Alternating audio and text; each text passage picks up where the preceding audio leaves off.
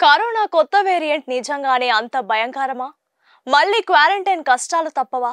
పరిస్థితి లాక్డౌన్ వరకు దారితీస్తుందా అనే భయాలు కంటే ముందుగా గుర్తొచ్చేది Covid booster vaccine.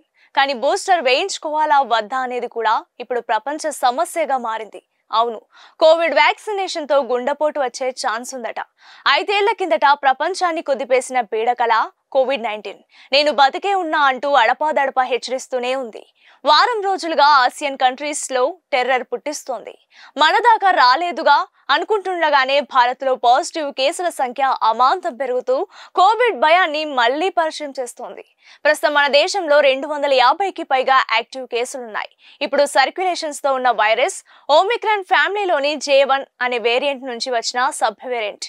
Original virus తో పోలిస్తే దీని తీవ్రత చాలా తక్కువ.